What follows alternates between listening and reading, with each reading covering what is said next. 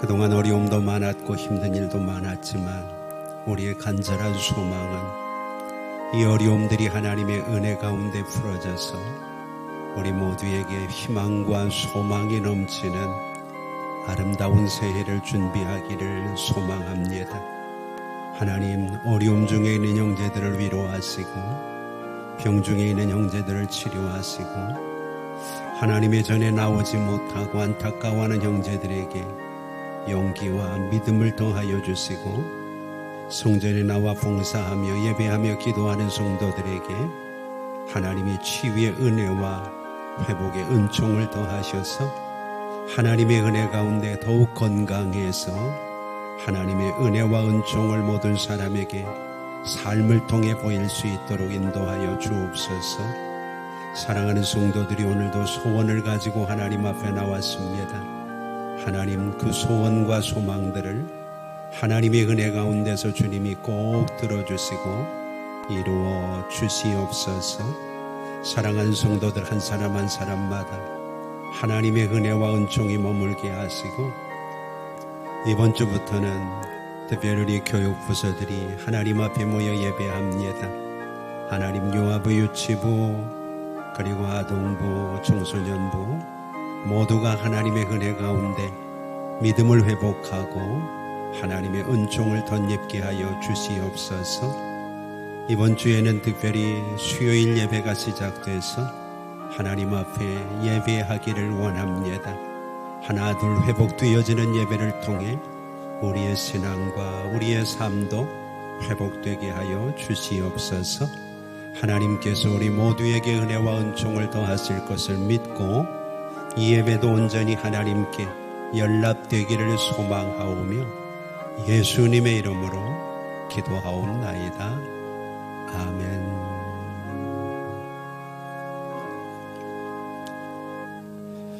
우리 같이 찬양 드립니다. 28장 찬양을 함께 찬송합니다. 1절 찬양을 함께 드리겠습니다.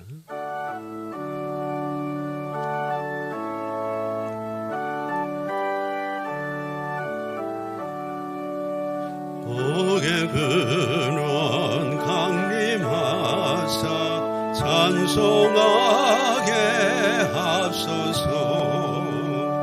한량없이 자비하심 증량할 길 없도다. 전사들의 찬송가를 내게 가르치소서. 구속하신 그 사랑을 항상 찬송합니다.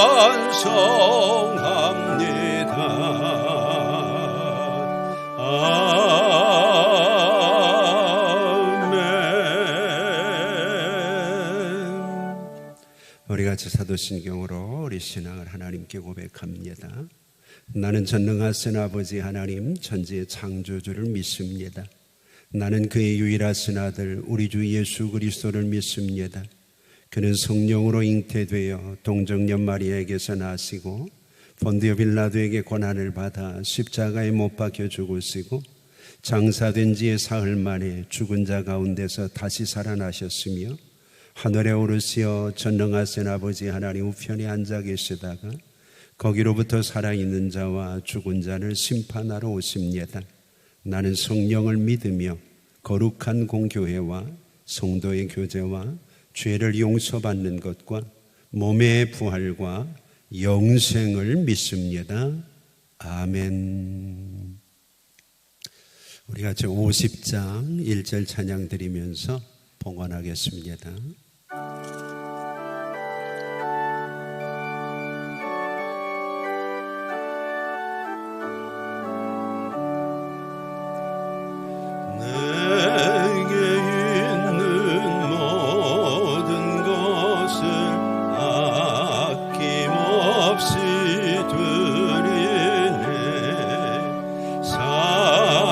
사랑하고 의지하며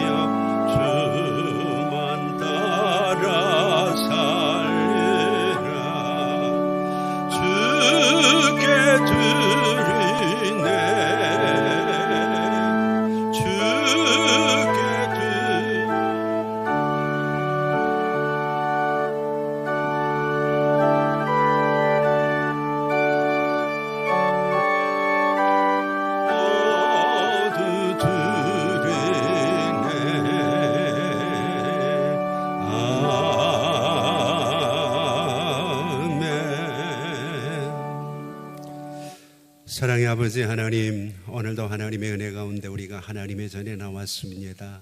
오랜만에 하나님, 우리의 주변에는 촉촉하게 단비가 내리고 있는데 오늘도 예배를 통하여 우리의 마음과 삶에 하나님의 은혜의 단비가 내리기를 소망합니다.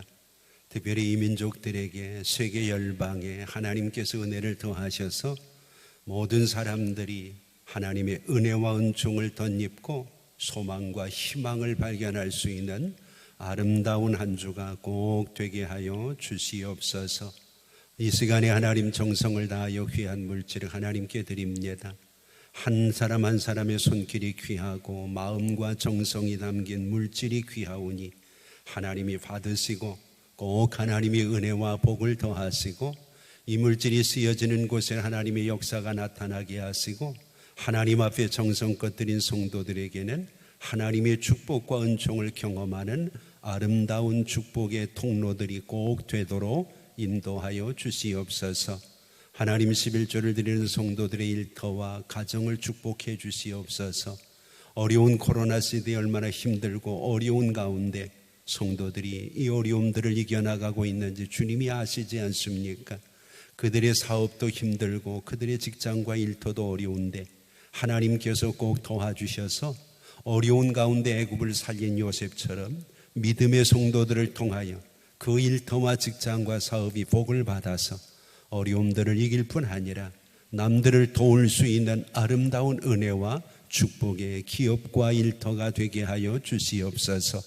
성도의 가정은 하나님이 축복하셔서 노아의 가정처럼 꼭 하나님 모든 식구가 구원받는 계기가 되게 하시고 하나님을 바라보게 하시며 아브라함의 가정처럼 말씀 따라 일어설 수 있는 용기 있는 믿음의 역사가 성도들의 가정에 꼭 있게 하여 주시옵소서.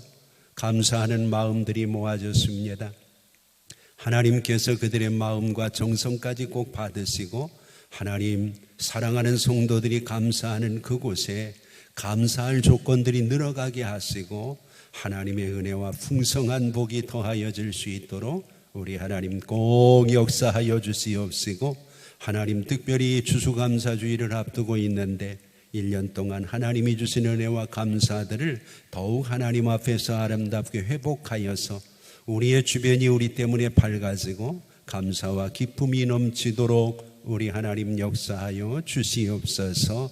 어려운 가운데도 선한 목적을 가지고 선교와 구제를 위해 또 우리의 주변의 어려운 사람들을 위해 다음 세대들을 세우기 위해 애쓰고 수고하는 동역자들에게 하늘의 문을 여시고 하나님이 크신 은혜와 은총으로 꼭 역사하여 주시고 우리도 이렇게 어렵고 힘든데 선교 현장에서 우리 선교사님과 세운 교회들 우리가 돕는 형제들이 얼마나 많이 어렵겠습니까?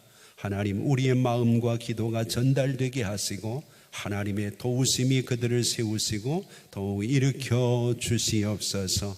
오늘도 주일헌금 드리며 성미를 드리며 일용할 양식으로 헌신하는 동역자들에게 은혜와 복을 주시고 지난 한 주간도 기도실에서 나라와 민족을 위해 어려움을 당한 세계 열방을 위해 또 교회를 위해 성도들을 위해 눈물로 기도하며 오늘 예배를 준비한 동역자들 또 예배위원으로 아침부터 애쓰고 수고하며 하나님 앞에 헌신하는 형제들 모두의 정성과 헌신을 하나님이 받아 주시옵소서. 이 시간 하나님 영상으로 예배하는 성도들 그 마음의 위로가 있게 하시고 하나님의 도우심과 은총이 동일하게 한 주간도 역사하여 주시옵소서. 하나님 우리 모두와 함께 하심을 감사하오며 예수님의 이름으로 축복하며 기도하옵나이다. 아멘.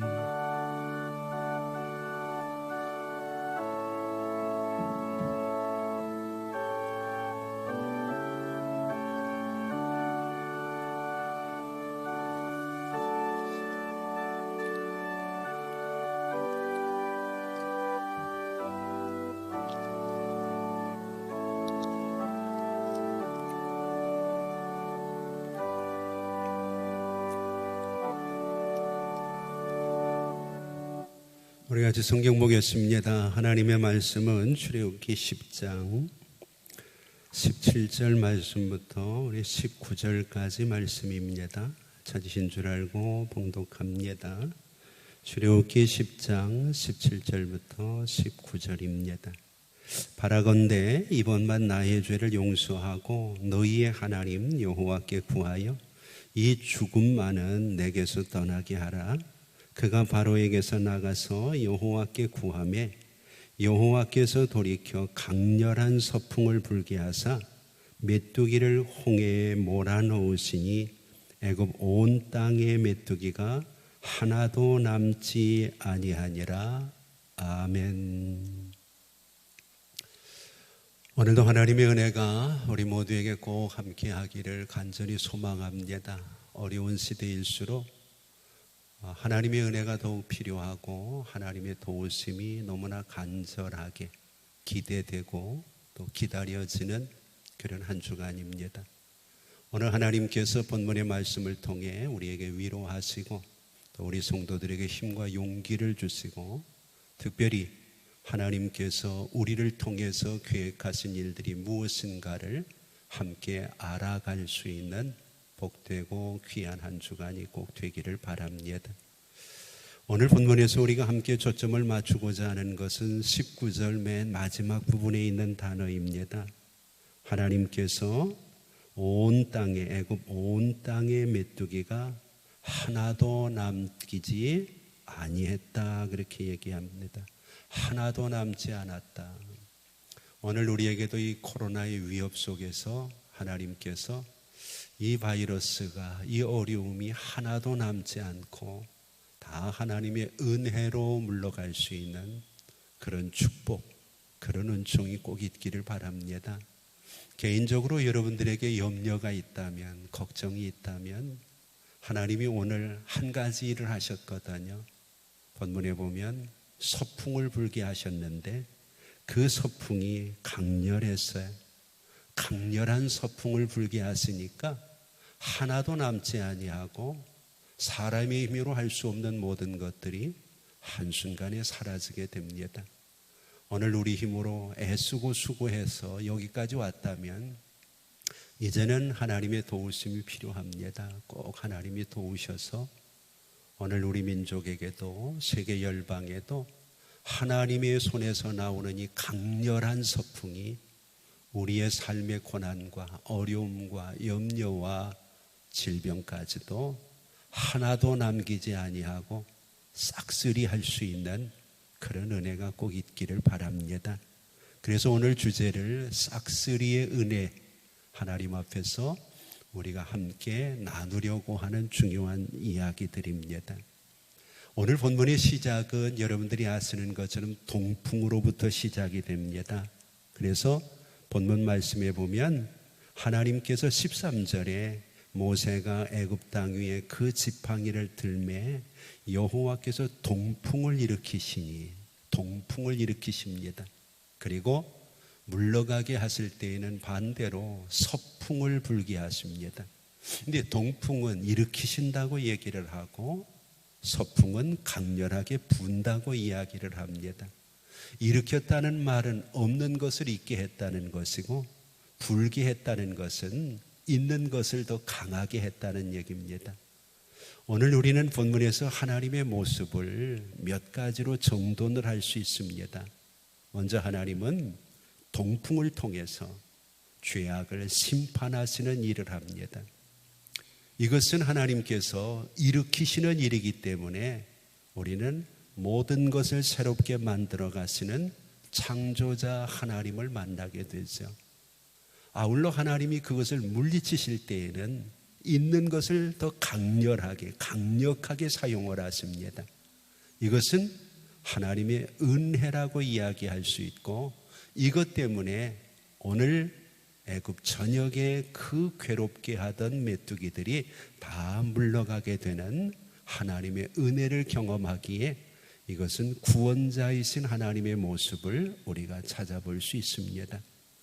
오늘 우리 하나님은 심판하실 뿐만 아니라 그 심판을 통해서 우리를 구원하시고 하나님이 심판하시고 구원하시는 그 과정에 하나님은 있는 것을 사용하시기도 하시고 없는 것들을 만들어서 새롭게 역사하시기도 하시는 창조주요 섭리주라고 하는 사실을 우리가 본문을 통해서 분명히 깨달을 수 있었으면 좋겠습니다. 오늘 내가 만나기를 원하는 하나님은 어떤 하나님인가요? 우리 중에 한 사람도 동풍을 일으키시는 하나님을 만나지는 말아야 될 겁니다. 오늘 우리의 삶에 어려움이 있더라도 서풍을 강렬하게 불게 하심으로 생각지도 아니한 방법으로 우리의 문제와 어려움들이 해결되어지는 구원자이신 하나님을 만날 수 있기를 바라고, 우리 하나님은 우리가 가지고 있는 것을 사용하기도 하지만 우리가 상상할 수 없는 것들을 가지고도 놀랍게 역사하실 수 있는 하나님이라는 것을 우리가 본문을 통해서 꼭 기억할 수 있기를 바랍니다. 오늘 본문에 나와 있는 이 사건들의 배경에는 1절과 2절이 자리를 잡고 있습니다. 10장 1절에 보면 여호와께서 모세에게 말씀하십니다. 바로에게 들어가서 내가 그의 마음과 그의 신하들의 마음을 완강하게 함은 나의 표징을 그들에게 보이기 위함이라. 하나님께서 첫 번째 이유는 나의 표징을 그들에게 보이기 위함이라고 얘기를 합니다. 표징이라고 하는 것은 하나님이 행하신다는 것을 증명하는 거죠. 나타난 사실을 이야기합니다. 하나님이 그렇게 하시는 이유가 뭔가요? 오늘 성경은 그들이 완악하기 때문이라고 이야기를 합니다. 오늘 우리가 신앙생활을 하면서 가장 경계해야 되는 부분이 완악한 것입니다. 근데 의외로 많은 사람들이 다른 사람들은 완악하고 강팍하다는 것을 알면서 나 자신은 완악하다는 것에 대해서 인정을 하지 않으려고 합니다. 오늘 이 시간 나 스스로에게 한번 물어봅시다. 나는 완악한 사람인가 아닌가 하는 것을 말입니다. 본문 3절을 보면 하나님이 이런 말씀을 하십니다. 모세와 아론이 바로에게 들어가서 그 사람에게 이르되 히브리 사람의 하나님 여호와께서 말씀하시기를 내가 어느 때까지 내 앞에서 겸비하지 아니하겠느냐. 완악의 반대가 되는 단어를 겸비라고 하는 말을 사용하십니다. 하나님이 왜 그들에게 이 어려운 재앙을 동풍을 일으켜서까지 그들에게 이렇게 힘든 일을 벌이고 있는가? 하나님이 표징을 보시기 위해서인데 그 표징을 왜 하나님이 그들에게 1절에 분명히 이야기하잖아요. 바로에게 그의 마음 그리고 그의 신하들의 마음. 오늘 우리의 삶 속에서 바로와 그 신하들이 겸비하지 못하고 완악함으로 인해서 오늘 그들에게 이런 동풍이 불어서 어려움이 주어진다고 하면 오늘 우리도 겸비하지 못하고 완악하면 하나님께서 우리에게 동일한 표징을 보일 수 있다는 것을 우리는 성경을 통해서 깨달아야 되는 거죠. 오늘 하나님은 우리에게 묻습니다. 3절에 너는 어느 때까지 내 앞에서 겸비하지 않겠느냐. 오늘 우리 인생을 한번 더듬어 보죠. 내 인생에서 가장 겸손했던 때가 언제인가? 오늘 과연 우리는 좋은 일들 속에서 또 이 코로나의 위기 속에서 어떤 우리의 주변의 상황들 속에서 하나님 앞에 내 모습이 어떤 모습으로 비춰지고 있을까? 혹시라도 하나님께서 우리를 향해서 너는 어느 때까지 내 앞에서 겸비하지 않겠느냐? 우리에게 묻는다면 오늘 우리는 이 시대의 어려움들을 당하면서 하나님 앞에 어떻게 대답하고 이야기할 수 있는지를 돌아봐야 되는 거죠. 자, 그런데 이제 중요한 것은 완악이라는 말을 우리가 모른다는 겁니다.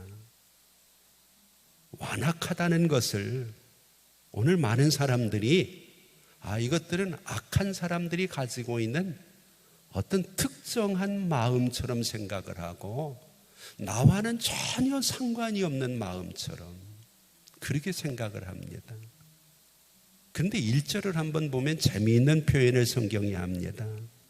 바로에게 들어가라고 이야기하면서 내가 그의 마음과 그의 신하들의 마음을 완강하게 하겠다, 완악하게 하겠다는 거거든요. 완악이라는 말의 의미를 우리가 깨달으면 오늘 우리가 하나님 앞에서 나는 완악하지 않다고 자신하기가 쉽지 않을 겁니다. 그러면 그것을 깨닫기 전에 오늘 본문의 내용을 보면 그 완악함을 하나님께서 바로와 그 신하들에게 하나님이 하시는 것처럼 그렇게 설명을 하고 있거든요. 그러면 오늘 우리는 하나님께서 완악하게 해놓고 왜 겸비하지 않다고 책망을 하고 동풍을 일으키시느냐, 이런 의문을 가질 수 있습니다. 이런 의문을 해소하기 위해서 바울은 로마서 9장에서 이 부분을 따로 떼어가지고 우리에게 토기장이의 비유를 통해서 이렇게 설명을 합니다. 이삭에게 야곱과 에서가 있었는데 하나님께서 야곱과 에서를 태중에 있을 때부터 선택을 하시고 야곱은 사랑하시고 에서는 미워했다고 얘기를 합니다. 그러면서 하나님께서 바로 이 이야기를 그 다음에 바울을 통해서 붙이십니다. 모세를 통해서 내가 바로의 마음을 완악하게 만들었다고 하는 것은 내가 긍휼히 여길 자를 긍휼히 여기고 긍휼히 여기지 않을 자를 긍휼히 여기지 않을 수 있는 권한이, 주권이 내게 있다는 것을 보여주기 위해서라는 겁니다. 그러면서 토기장이의 비유를 바울이 끌어옵니다. 토기장이가 진흙을 가지고 자기 마음대로 어떤 그릇을 만들 권한이 없느냐는 겁니다. 진흙이 나는 이런 그릇을 만들어 주세요 이야기할 수는 없다는 거죠. 여기서 우리는 창조자에 대한 분명한 하나님의 주권을 주님이 말씀을 하십니다. 야곱을 선택하여 사랑하는 것도 에서를 선택하여 미워하는 것도 하나님의 주권에 있다는 거예요. 그러면 토기장이신 하나님께서 진흙을 가지고 그릇을 만들었을 때 오늘 우리의 삶 속에서 만약에 내 입장에서 바라본다면 누구나 다 좋은 그릇, 대접받는 그릇, 귀한 그릇이 되기를 원하잖아요. 근데 사실 우리의 주변을 보면 내가 원하는 것과는 상관없이 내게 주어진 상황, 내게 주어진 환경, 내게 주어진 형편들이 많거든요. 이때 우리는 토기장이에게 만들어진 토기가 왜 나를 이렇게 만들었느냐고 불평하고 원망할 수 없다는 것을 알면서도 우리의 삶은 하나님의 주권 안에, 하나님의 섭리 아래 내가 있다는 것을 깨달으면서도 여전히 내게 주어진 상황, 내게 주어진 형편을 불평하고 원망하고 있다는 거예요. 그러면 오늘 우리에게 주어진 모든 상황을 하나님의 은혜와 섭리 가운데 이끌어간다는 것을 우리가 알면서도 하나님이 행하시는 그 일에 원망하고 불평하고 받아들이지 아니하려고 하는 그 마음, 그것이 완악이라는 겁니다. 하나님께 지금 그것을 설명하고 우리에게 그것을 가르치기 위해 오늘 바로라고 하는 인물을 드러내시고 우리에게 바로의 마음을 완악하게 하신 하나님에 대해서 이야기하고 있는 거죠. 자, 그러면 우리가 좀 더 쉽게 이야기를 하면 이런 겁니다. 하나님께서 우리를 선택하지 아니하시고 하나님께서 우리를 붙드시지 아니하시면 오늘 우리의 삶은 본문에 나와 있는 바로처럼 악하게 우리의 삶이 점차적으로 내려갈 수밖에 없는 거죠. 근데 하나님께서 붙드시는 거예요. 우리를 하나님께서 긍휼을 베푸시고 자비를 베푸시면 넌 그렇게 하면 안 돼. 그건 나쁜 일이야.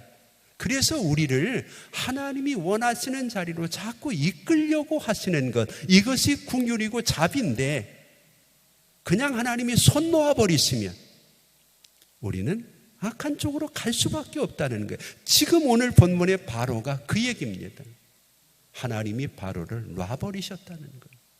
그러면 인간이 가지고 있는 본래 악한 모습으로 바로는 자꾸 흘러갈 수밖에 없는 거죠. 그래서 여러분들이 이 문제를 해결하기 위해서는 로마서 9장을 좀 깊이 묵상을 해야 됩니다. 야곱이 잘한 게 없어요. 에서가 특별히 잘못한 것도 많지 않아요. 그런데 하나님은 야곱을 사랑한다고 말씀하시거든. 우리도 별로 잘한 게 없어요. 세상에 믿지 않는 사람과 열심히 예수를 믿는다고 하는 내가 어떤 생각, 어떤 마음, 어떤 가치관, 어떤 세계관을 가지고 사나요? 때로는 우리의 마음 속에 있는 욕심과 우리의 마음 속에 있는 고집들이 믿지 않는 사람보다 더 악한 말을 쏟아내게 할 때는 없나요? 그런데도 하나님은 우리를 사랑하신다 말씀하시고 우리에게 하나님의 은혜를 베푸시는 것, 이것이 우리에게 은혜요 긍휼이라는 거죠. 오늘 이 시간 하나님께서 여러분들에게 묻는 것은 그겁니다.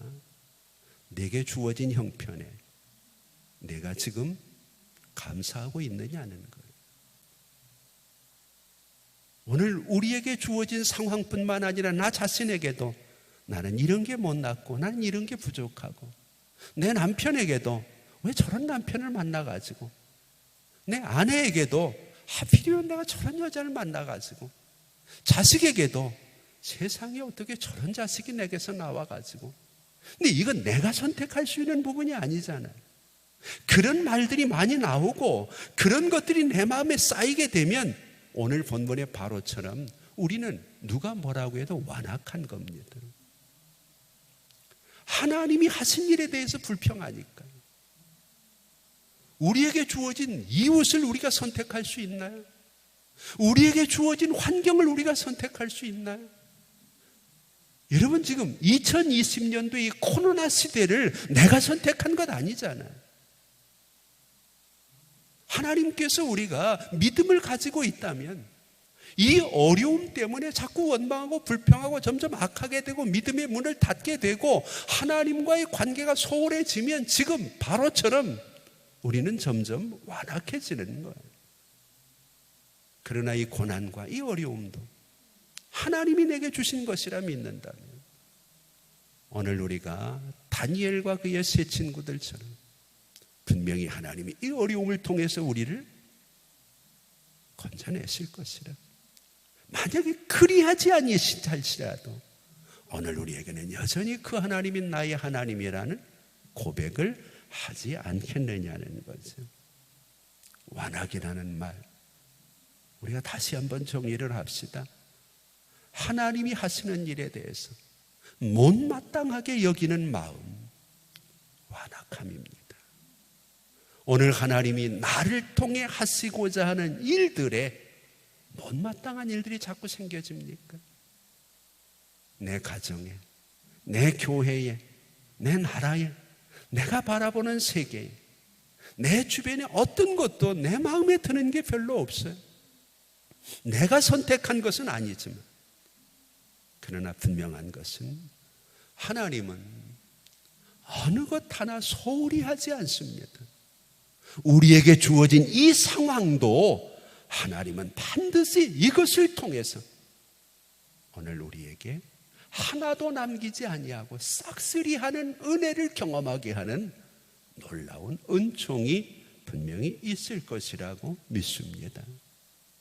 이제 중요한 것은 이 어려움들을 통해서 우리가 우리의 마음을 겸비하게 할 수 있다.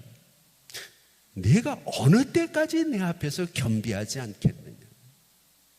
겸비할 수 있다면, 겸비라고 하는 말이 사전에 보면 자기를 겸손하게 스스로 낮추는 거거든요. 형편 때문에, 처지 때문에, 위치 때문에 내가 낮아지는 게 아니고 나 스스로가 내게 주어진 여러 가지 상황과 환경을 보면서 우리 힘으로 할 수 있는 게 아니구나. 이건 하나님의 도우심이 필요하구나. 이런 어려운 때일수록 우리가 하나님과 더 가까워져야 되겠구나. 하나님 앞에서 나아갈 수 있는 은혜가 꼭 있어야 된다는 거죠. 오늘 여러분, 하나님이 하시는 일이 못마땅하게 느껴질 때 오늘 우리는 완악함으로 나갈 수 있어요. 나는 한 치 앞도 내다볼 수 없지만 하나님은 우리의 미래의 천국의 모습까지 내다보시고 오늘도 역사하시기 때문에 내가 이해할 수 없어도 오늘 모세처럼 하나님의 말씀에 순종하고 하나님 앞에 설 수 있는 것이 우리에게 중요하다는 거죠.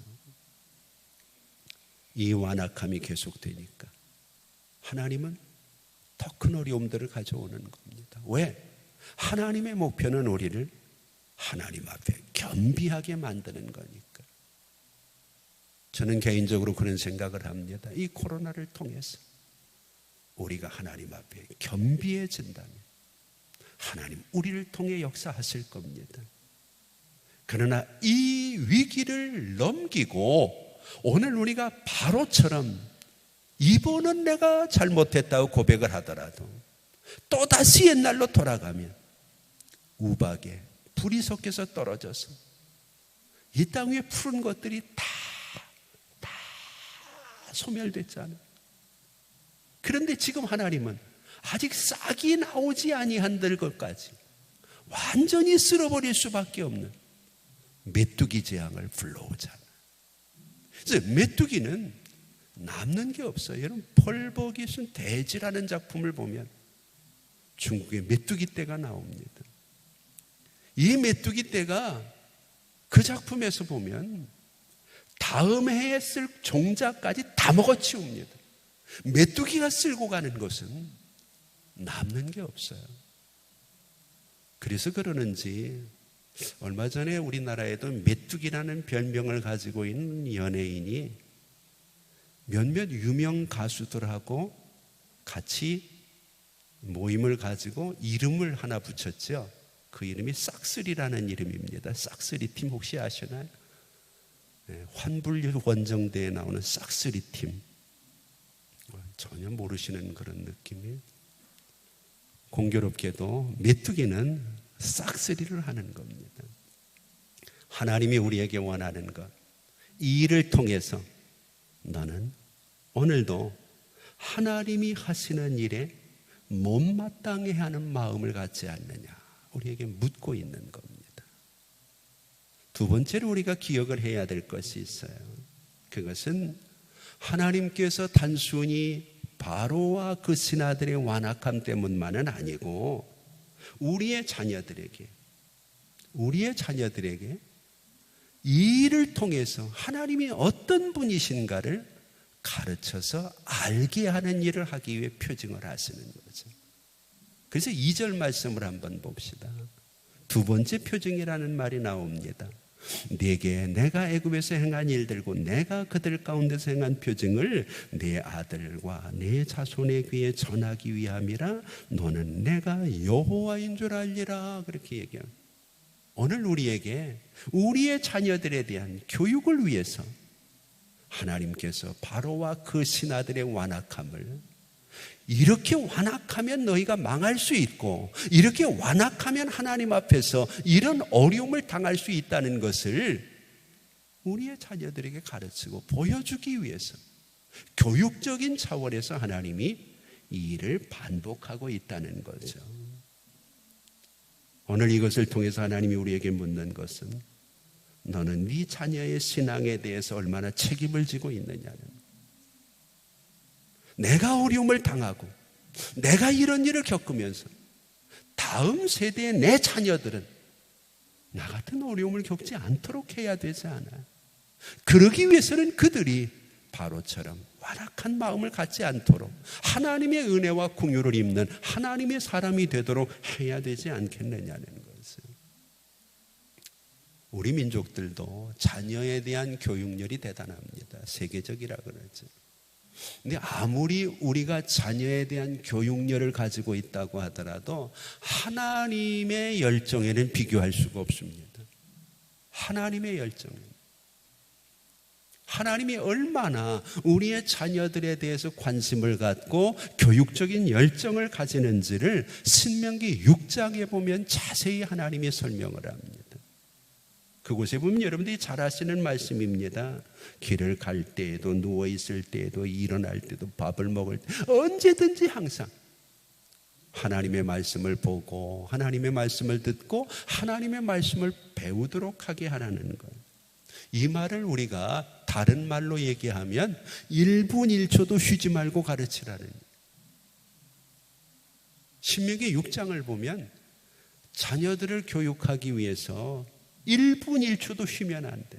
잠잘 때에도 교육을 하도록 돼 있고 눈만 뜨면 말씀을 만나도록. 이게 하나님이 우리에게 가르쳐 주시는 열정이에요. 그 열정을 우리 민족이 본받아서 그런지는 몰라도 우리 자녀들이 1분 1초도 쉬지 않도록 들볶는 부모들도 꽤 있잖아요. 학원으로 학교로 보내면서. 근데 왜 그렇게 열정 자체는 나쁜 게 아니잖아요. 자녀를 잘 되라 그러는데요. 하나님도 그것을 우리에게 얘기하고 계시잖아요. 근데 문제는 방법과 방향이 잘못되어 있는 거예요. 방향은 뭔가요? 하나님께서는 그 교육을 통해서 하나님을 알게 하라는 거예요. 그래서 오늘 2절이 그 얘기 하잖아요. 너희는 내가 여호와인 줄 알리라. 근데 오늘 우리가 가지는 열정 중에는 하나님을 알게 하고 하나님을 드러나게 하고 하나님께 영광을 돌리는 일보다는 네가 잘 되고 네가 편하고 네가 행복하기 위해서 바로가 지금 왜 계속 완악해지나요? 자기중심적이기 때문이잖아요. 방향이 잘못되어 있는 거예요. 밖으로 드러내야 될 그에게 주어진 하나님의 역사를 자기 유익을 위해서만 사용하는 거죠. 오늘 우리도 교육 목표를 그렇게 잡아버릴 때가 많아요. 그래서 신앙생활도 편한 게 좋은 거예요. 내게 얼마나 유익한가를 따지는 거예요. 하나님이 어떤 마음을 갖든지 하나님이 어떤 것을 원하시는 관계없으면 안 된다는 거죠. 오늘 여러분, 우리에게 주어지는 이런 일들을 통해서 우리는 나도 하나님을 알아야 되지만 우리의 자녀들에게도 하나님이 어떤 분인가를 알게 하는 일이 중요하다는 거예요. 이 부분을 우리가 성경을 보면 잘 설명해 주고 있는 부분이 있어요.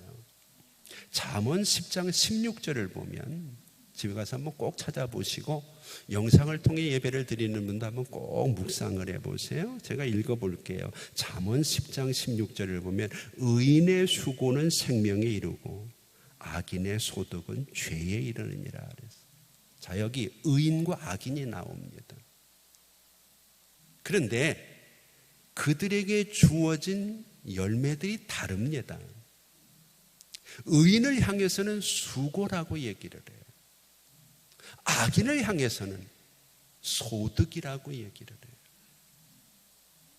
오늘 여러분들이 의인이 되려면 수고를 해야 된다는 거예요. 악인이 되려면 소득을 많이 얻어야 된다는 거예요. 더 쉽게 얘기를 하면 모세는 하나님이 그에게 주신 말씀을 알아요. 하나님의 뜻을 알아요. 그래서 내가 손해가 돼도 내가 힘들어도 심지어 내 생명에 위협을 당해도 그는 그 일을 해요. 거기서 무슨 소득이 생기지 않아요. 그렇기 때문에 하나님이 그의 하는 일을 수고로 보는 거예요. 오늘 여러분들은 어때요? 하나님의 일을 해요. 교회 나와요. 기도해요. 그러면서 많은 사람들이 그러면 내게 무슨 유익이 있느냐? 이것은 신앙을 소득으로 보는 거예요.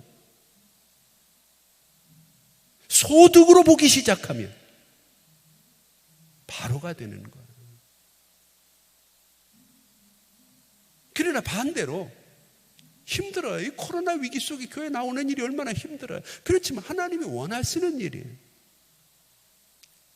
내 주변에 있는 사람들도 말려요. 그러나 하나님이 그걸 원하셔요. 기도하기 힘들어요. 나가서 그 시간에 알바를 하고 돈을 벌면 더 많이 벌 수 있어요. 편할 수 있어요. 그렇지만 하나님이 원하시는 일이 뭔가를 알기 때문에 모세처럼 오늘 우리가 그 말씀을 따라서 하나님이 원하시는 길을 걸어가면 소득은 없어요. 그런데 우리에게는 수고가 따라오는 거예요. 그래서 성경은 의인은 수고를 한다고 얘기를 하는 거예요. 여러분, 이 말을 잊어버리면 안 돼요. 수고를 거절하는 사람은 악인이 될 수 있는 거예요. 내가 내 가정에서 내 남편을 위해 수고해요. 내 아내를 위해 수고해요. 내 자식을 위해 수고해요. 성경은 의인은 수고한다고 얘기를 해요. 그런데 바로는 하나님의 뜻은 관심도 없을 뿐 아니라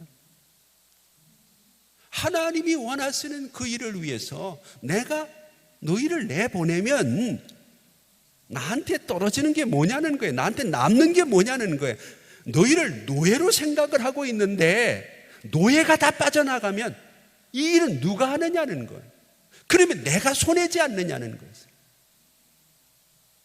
이해관계를 따지고 소득을 따지게 되니까 결과적으로 악인이 되고 마는 거예요. 하나님의 뜻 관계없어요. 하나님이 뭘 원하시는지 관계없어요. 내가 편한데, 내가 유익하지 않은데. 오늘 일생을 하나님을 위해 헌신하는 분들도 많잖아요. 교역자들 중에도 그렇고요. 성도들 가운데도요. 정말 존경스러울 만큼 수고하는 분들 많아요. 그분들이 무슨 대가가 있어서 그렇게 수고할까요? 뭘 바라기 때문에 그렇게 애를 쓸까요? 그렇다면 그 사람들은 악인이지요. 그 열심을 가지고 세상에 나가 돈을 벌면 편하게 잘 살 수 있어요. 그렇지 않잖아요. 오늘 여러분들은 소득을 위해 오셨나요? 수고를 위해서 오셨나요? 오늘 교회 안에서 집사님 참 수고하십니다. 목사님, 전사님 참 수고하십니다. 의인으로 대접해 주는 거예요.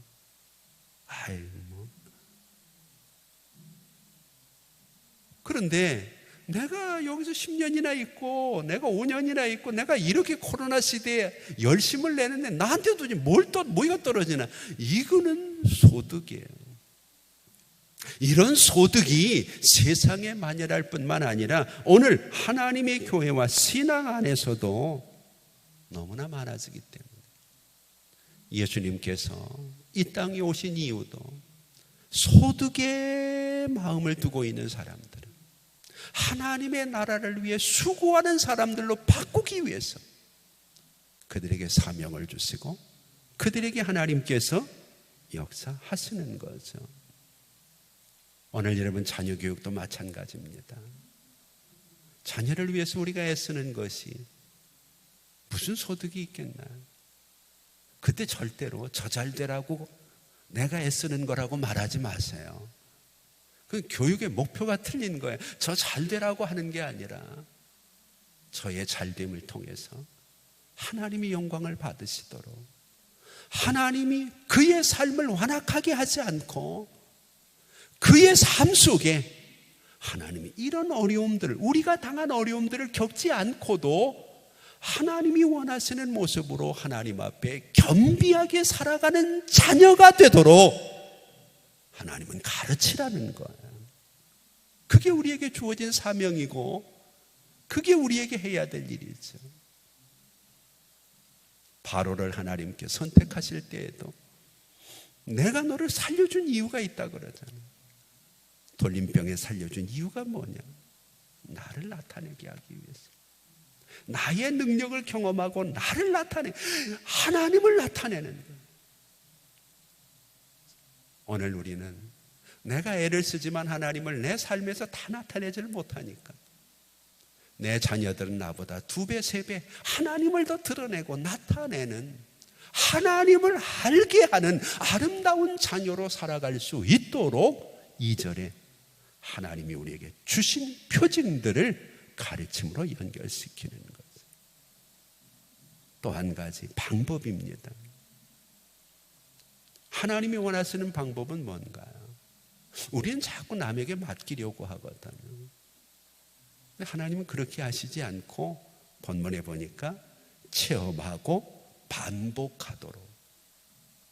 이것이 교육의 가장 기본적인 부분이잖아요.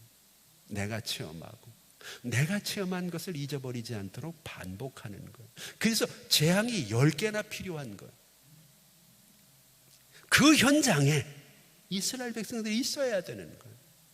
처음에는 구분하지 않던 하나님이 이스라엘과 애굽을 구분하시다가 이제는 순종하는 자와 순종하지 않는 자를 구분하시는 이 과정을 내가 직접 체험하고 내 자녀들에게 반복적으로 우리의 삶의 모습들을 보여주는 것이 바로 그들로 하여금 하나님을 알게 하는 하나님의 은혜라는 거죠. 자, 그럼 이제 중요한 거예요. 하나님이 주시는 이 재앙의 초점이 뭐냐는 거예요. 우리에게 주어지는 이 코로나의 위험의 초점이 뭐냐는 거예요. 우리는 재앙 그러면 바로를 생각하고 재앙 그러면 애굽을 생각해요. 그런데 저와 하나님의 말씀을 좀 나눠보신 분들은 쉽게 알잖아요. 재앙의 초점은 애굽이 아니에요. 하나님의 구원받은 이스라엘, 너희도 그렇게 살면 안 된다는 걸 지금 보여주는 거예요. 재앙의 초점은 바로가 아니에요. 재앙의 초점은 이제 출애굽해야 될 하나님의 백성들이에요. 바로 우리들이라는 거예요. 바로의 완악함을 보면서 나를 그렇게 완악하게 만들지 않은 하나님께 감사하고 자기의 이익만을 따라가며 하나님 앞에 어느 때까지 너희가 내 앞에서 겸비하지 않겠느냐고 이야기하시는 그 하나님을 무시하고 하나님 앞에 서는 바로처럼 오늘 내가 그러지 않는 것, 이것을 감사하고 나뿐만 아니라 내 자녀들도 하나님 앞에 늘 겸비한 사람으로 살아갈 수 있도록 하나님이 이 어려움을 통해 우리에게 교육하고 있다는 것을 믿으시기를 바랍니다. 여러분, 내 주변에 있는 것이 하나둘 전부 못마땅하기 시작하면 지금 내가 완악하기 시작하는 거예요. 이 집사님도 마음에 안 들고 김 집사님도 마음에 안 들고 도대체 우리 교회는 마음에 드는 인간이 없어? 하나님은 그 인간도 마음에 들을까요? 이 사람에게는 이게 부족하고 저 사람에게 저게 모자라지만 그 모자라는 부분을 보게 하실 때에는 나로 하여금 그것을 채울 수 있는 강점이 있기 때문은 아닐까요? 이 코로나 시기에 나는 예배드리지 않아도 나는 하나님의 말씀과 멀어져도 내가 기도를 쉬고 있어도 나는 믿음을 유지하고 있어. 내 믿음이 어디 가겠나? 하나님이 묻습니다. 네가 어느 때까지 내 앞에서 겸비하지 않겠느냐? 이 어려움 속에서도 너는 여전히 바로처럼 완악하구나. 오늘 여러분 수고하는 의인이십니까? 소득을 원하시는 악인이십니까? 몇십 년을 믿어도 내게 유익한 게 뭔가? 거꾸로 하나님이 우리에게 내가 너에게 몇십 년 은혜를 베풀어도 네가 나한테 한 게 뭔가? 물으시면 뭐라고 대답을 할까요? 먹고 사느냐고 바빠서 하나님 신경 쓸 일이 없었습니다. 그렇게 말하겠어요? 이제 마지막으로 한 가지 더 중요한 게 있어요. 하나님은 전하라 그랬거든요. 타인에게 어려움을 통해서 이 어려움을 통해 내가 해야 될 일이 있어요. 7절 말씀을 한번 볼까요? 바로의 신하들이 그에게 이야기합니다. 어느 때까지 이 사람이 우리의 함정이 되리까? 이제까지는 노예로 봤거든요. 근데 이제는 함정이 돼버렸어요. 함정이 뭔가요? 빠지면 잘못되는 거예요. 그 사람 건들면 안 되는 거예요. 한 걸음 더 나가서 이렇게 얘기를 합니다. 그 사람들을 보내서 그들이 하나님 여호와를 섬기게 하소서. 왕은 아직도 애굽이 망한 줄을 알지 못하시나이까. 저는 여러분들이 이렇게 권면을 합니다. 모세와 아론이 못 되면 바로의 신하라도 되라. 옳은 말은 할 수 있잖아요. 사태는 파악하잖아요. 상황은 분별하잖아요. 바로가 되면 안 된다는 거예요. 오늘 바로의 신하는 두 종류입니다. 신적인 부분을 담당하고 있는 요술사, 그리고 정치적인 부분을 담당하고 있는 신하들. 그런데 신적인 부분들을 담당하고 있는 요술사들은 다 떠났어요. 지금 여기 나와 있는 신하는 바로 밑에서 녹을 먹고 나라를 다스리고 있는 정치적인 신하들이에요. 그들이 바로보다 나은 거예요. 아직도 바로는 자신이 망하게 되어진 걸 몰라요. 완악하기 때문에. 근데 바로 신하들은 알잖아요. 왕은 애굽이 망하게 된 것을 왜 모릅니까? 오늘 여러분 우리 주변을 보면 답답한 게 많잖아요. 그러면 안 되는 줄 알잖아요. 근데 모르는 사람이 많아요. 오늘 본문에 나와 있는 바로의 신하처럼 하나님이 원하시는 게 뭔지, 하나님이 기뻐하시는 게 뭔지, 이 시대 우리의 신앙의 함정이 뭔지 우리가 한번 돌아보고 그것을 확인하고 그것을 전할 수 있는 우리가 될 수 있기를 원합니다. 우리에게 주어지는 고난은 우리에게 연단으로 오는 것도 있어요. 또 자발적으로 우리에게 당하는 것도 있어요. 징계로 우리에게 주어지는 것도 있어요. 연단으로 오는 것은 요셉 같은 사람이고요. 자발적으로 당하는 것은 다니엘이나 다니엘의 친구들처럼 알고도 하나님 믿음 지키기 위해서 당하는 거죠. 또 우리의 잘못으로 이제 오는 것들은 요나 같은 사람들처럼 내가 잘못하니까 풍랑이 오는 거예요. 그러나 똑같은 상황은 아니더라도 우리에게 분명한 것은 한 가지 있어요. 하나님이 사랑하시지 않으면 연단하지 않는다는 거예요. 고난이 없다는 거예요. 그래서 우리가 성경을 히브리서 12장 8절에 보면 네가 자녀기 때문에 하나님이 고난을 주신다는 거예요. 이걸 통해서 내가 완악하지 말아야 되겠다. 나쁜 말이 아니라 내 자녀도 소득을 위해 사는 사람이 아니라 수고를 위해 사는 사람이 되도록 만들어야 되겠다. 내가 적어도 모세처럼 하나님 앞에 나서서 큰 일은 하지 못해도 바로의 신하들처럼 상황은 판단하고 하나님이 우리에게 주시는 게 뭔지, 우리 가정과 우리에게 주어진 상황 속에서 우리를 빠지게 하는 함정이 어떤 것들인지는 구분할 수 있는 분별의 능력은 가져야 되겠다. 하나님이 그 일을 통해서 우리를 망하게 하려는 것이 아니라 우리를 더 세워가려는 것 아니겠어요?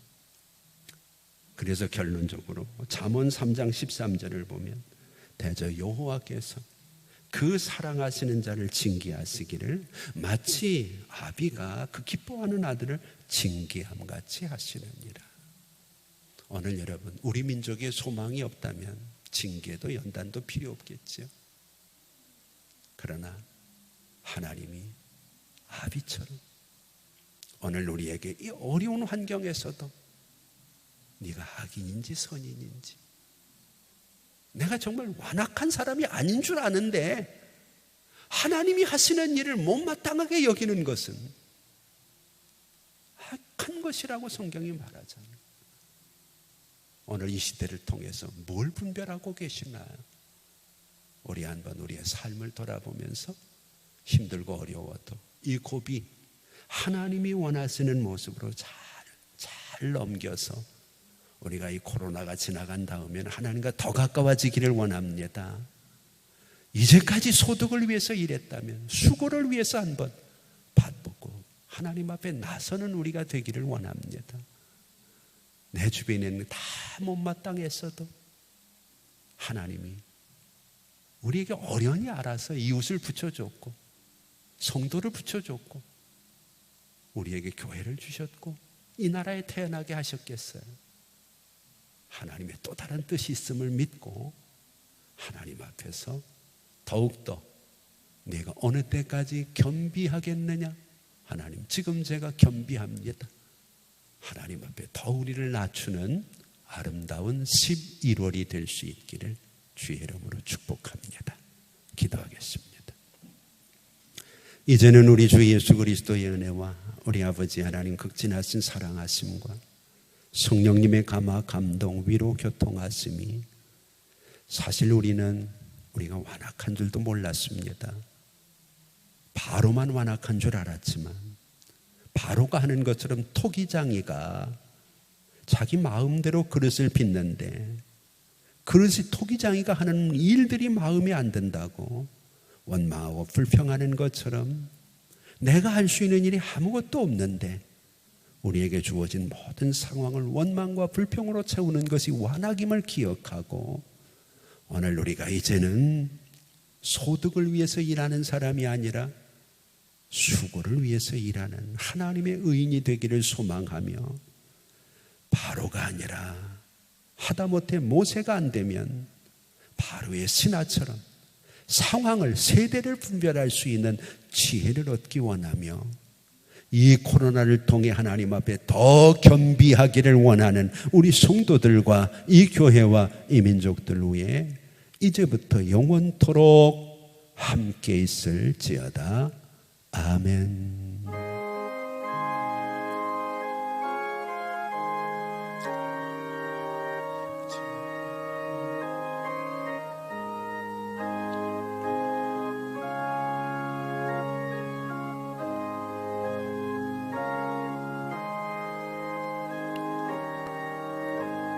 오늘도 우리의 완악함을 주님 앞에 내려놓고 하나님 감사함으로 받은 모든 것이 우리에게 감사할 일인데 우리에게 주어진 상황들 우리가 바라보면서 모든 것이 못마땅한 우리의 모습은 없습니까? 우리가 수고하지 아니하고 하나님 앞에 의로운 자로 설 수 없음을 기억하고 하나님 앞에 이 세대를 분별해서 나를 향한 하나님의 선하시고 온전하시고 기뻐하시는 뜻이 무엇인지를 잘 깨달아 하나님의 뜻대로 하나님 앞에 겸비한 내가 되기를 함께 소망하며 기도하시기를 바라고 오늘부터 우리 유치부 또 아동부 그리고 청소년부 모든 부서가 예배를 시작합니다. 이번 수요일부터는 수요 예배도 오전으로 여러분들이 편하게 나올 수 있도록 시간을 옮겨서 오전 10시부터 수요 예배를 시작합니다. 어떤 일이 있어도 어려움이 있어도 모이기를 피하기보다는 준비하고 조심하면서 우리가 하나님 앞에 모여서 하나님의 어려운 시대에 우리를 향한 뜻이 무엇인지 함께 찾아가기를 원합니다. 신앙의 끈을 놓지 말고 신앙의 것을 바짝 부여잡고 우리가 하나님 앞에 더 가까이 나가는 한 주가 꼭 되기를 바랍니다. 자유롭게 기도하시다 형편대로 돌아가시고 하나님의 은혜 가운데 가능하면 수요일에 다시 만나기를 원합니다. 아버지 하나님